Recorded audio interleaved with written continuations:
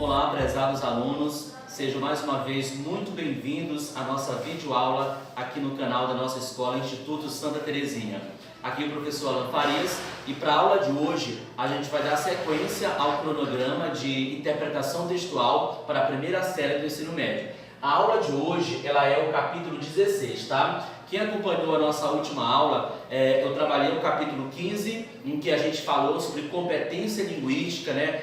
Aqui a gente fez uma análise interessante, muito importante para o processo de interpretação. Aí a gente falava sobre como é importante que nós estejamos atentos, porque a todo momento a gente é bombardeado, eu até usava essa expressão, bombardeado por informações, e a gente precisa fazer o possível para fazer umas operações mentais no processo de interpretação, tá bom? E dando sequência ao conteúdo, hoje a gente chega a esse assunto que é um dos mais interessantes de ser trabalhado, principalmente porque a gente consegue visualizar muito no nosso dia a dia, tá? Para efeito de Enem, por exemplo, esse assunto é um dos que mais aparecem na prova de Enem, muito embora, claro, para o primeiro ano do ensino médio ainda não seja obrigatório, mas a gente sabe que muitos de vocês do primeiro ano do médio irão fazer a prova do Enem, então fique atento porque a variação linguística é sempre um assunto fundamental, tá? E aqui a gente trouxe o esquema que está lá no capítulo de vocês, no livro de vocês. Mais uma vez eu reforço como é importante, tá? Você fazer o acompanhamento das aulas,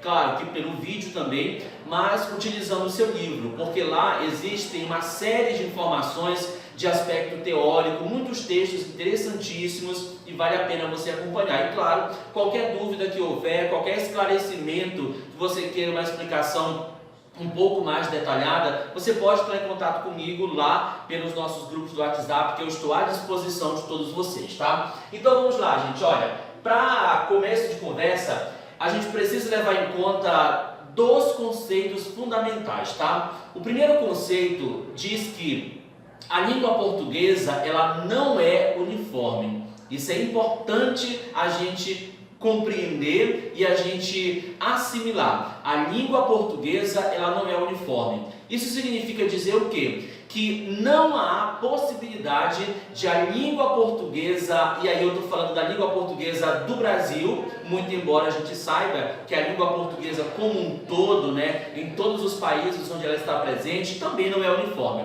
Mas aqui eu estou me reportando à língua portuguesa do nosso país.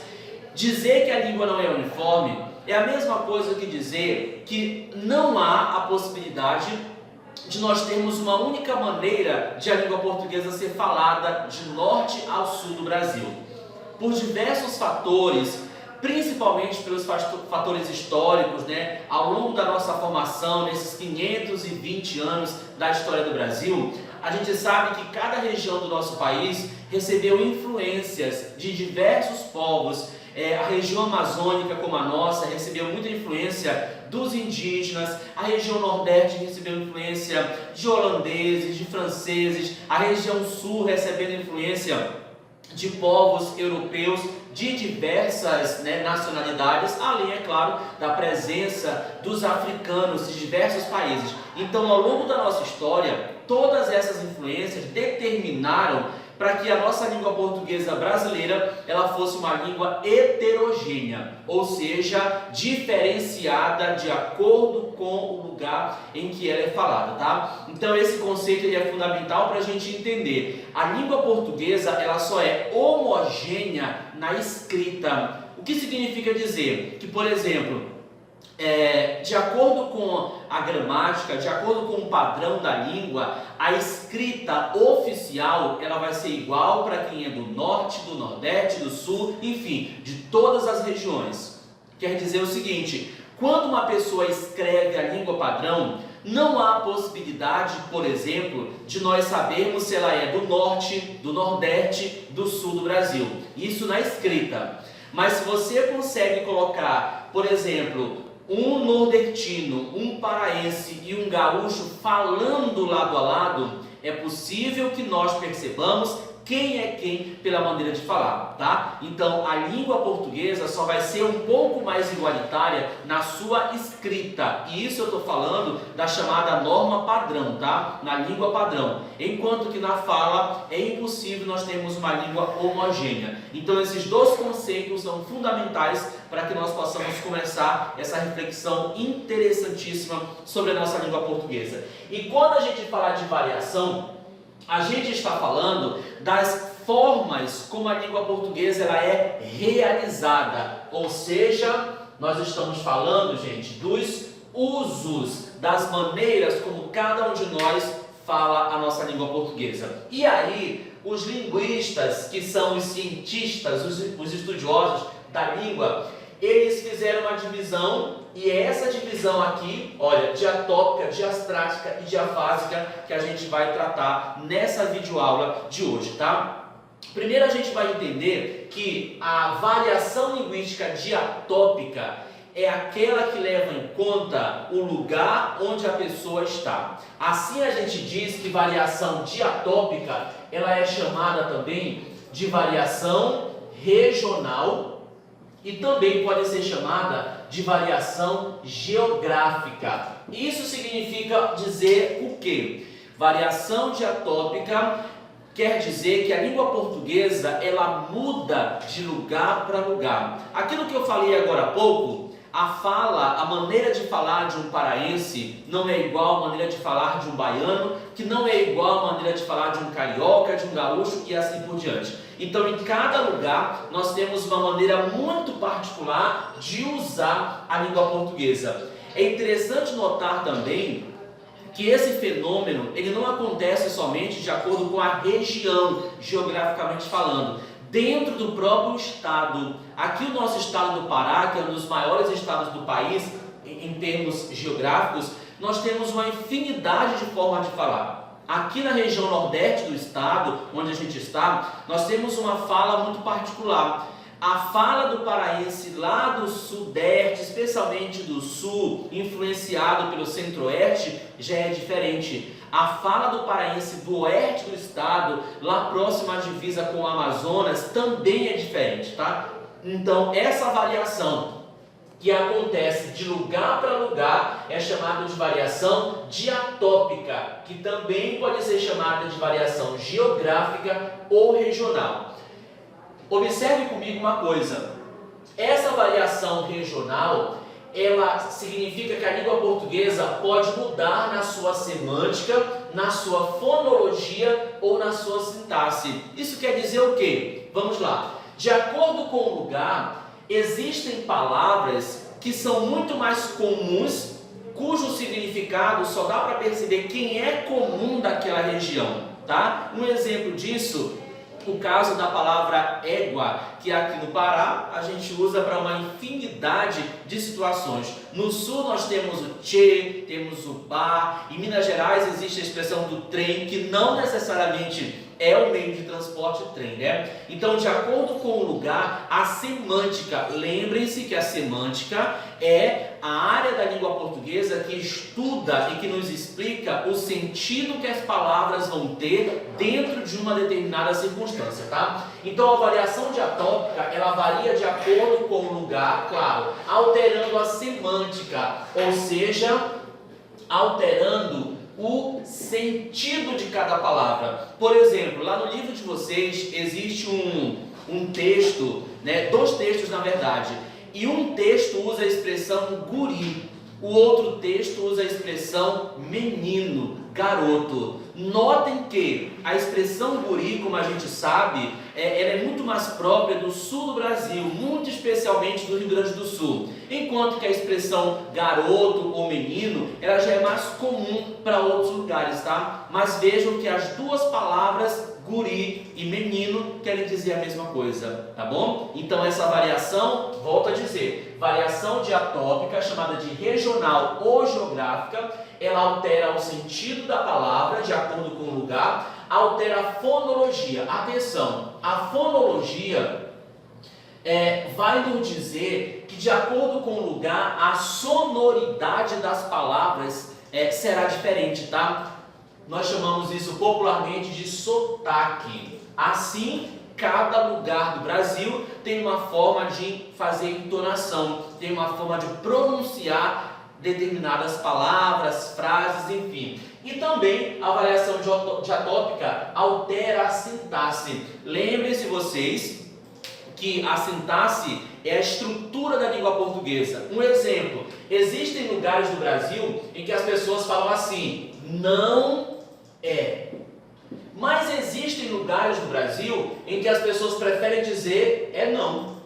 Vejam que houve uma alteração na expressão não é não. Né? Nós temos uma inversão da ordem das palavras. Isso é a sintaxe. Está errado? Não. O que acontece é que cada uma das regiões e cada um dos falantes faz o uso da língua portuguesa de uma forma mais particular, tá bom? Então a primeira variação, gente, é a variação diatópica, regional ou geográfica. Lembrando a vocês que essas expressões querem dizer, na verdade, a mesma coisa, tá? É só você compreender. A variação diatópica significa que a língua portuguesa muda de acordo com o lugar em que ela é falada. A segunda forma de variação é essa aqui, a variação diastrática.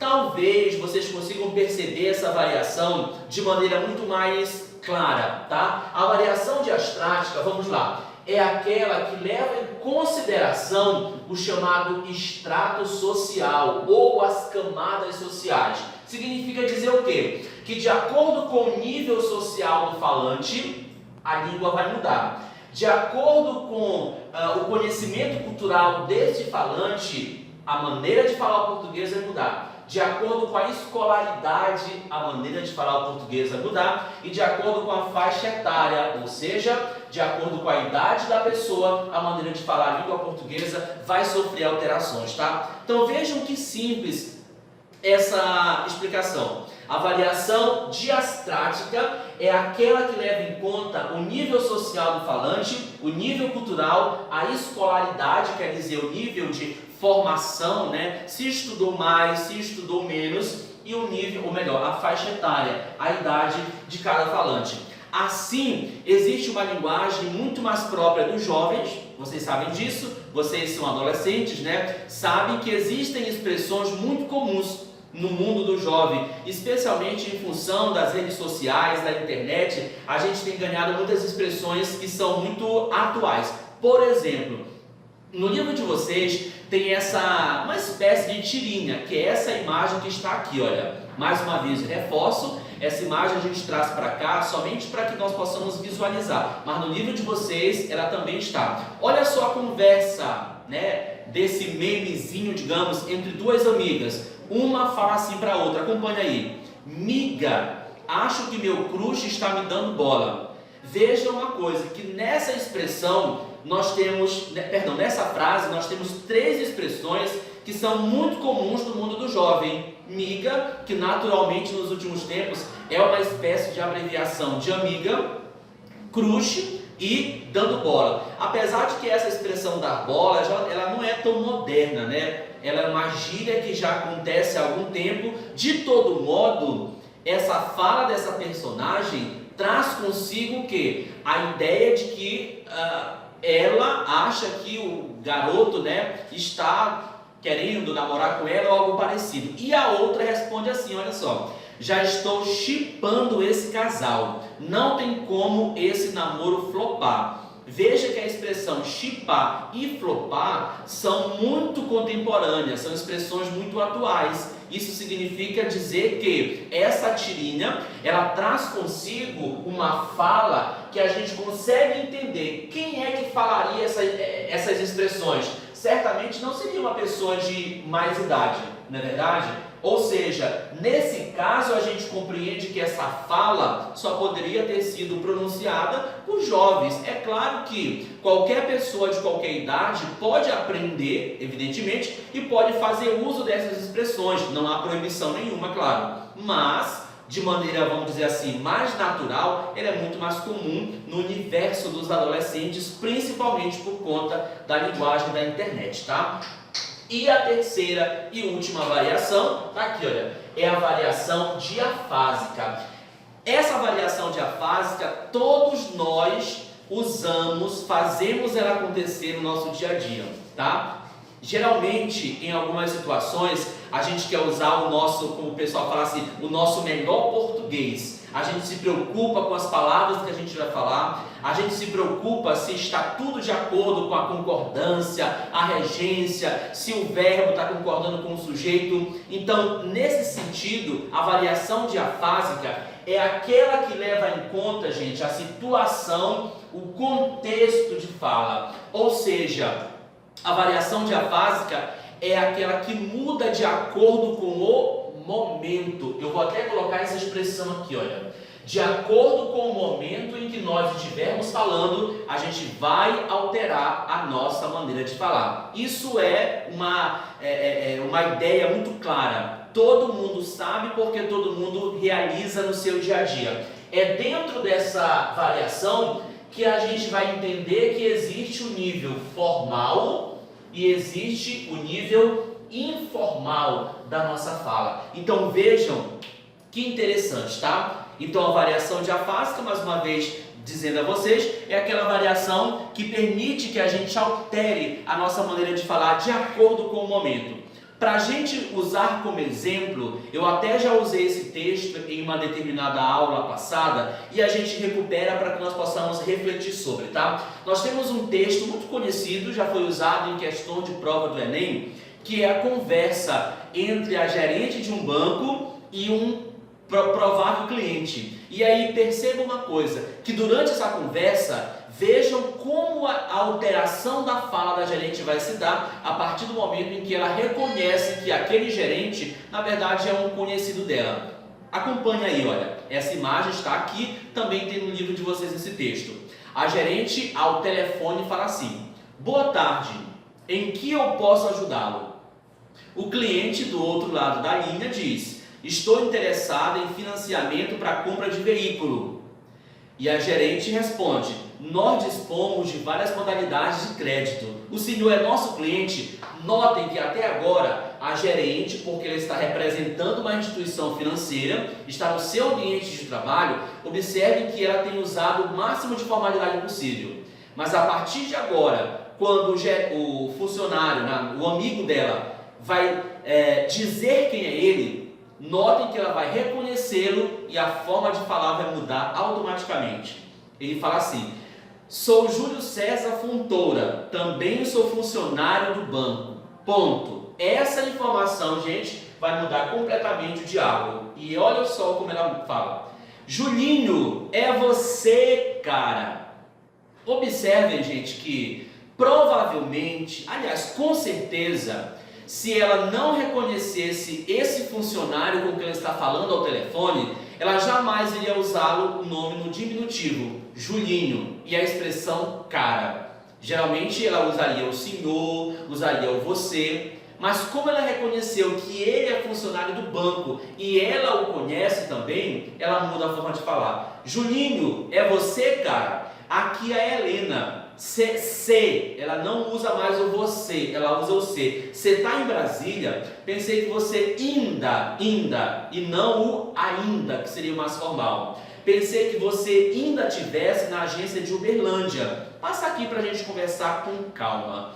Então vejam vocês como a conversa mudou a partir do momento em que houve um nível de informalidade maior, tá? Então, gente, para recapitularmos o que foi conversado na aula de hoje, a variação linguística é esse fenômeno que permite com que nós compreendamos que a língua portuguesa não é uniforme. A língua portuguesa, ela é heterogênea. Isso significa dizer que ela muda de acordo com o lugar, ela muda de acordo com a classe social e com o nível de escolaridade da pessoa que fala, e ela muda de acordo com o momento em que ela está sendo falada. E aí nós, falantes, é que vamos definir se a gente vai usar a língua de maneira mais formal ou de maneira mais informal, tá?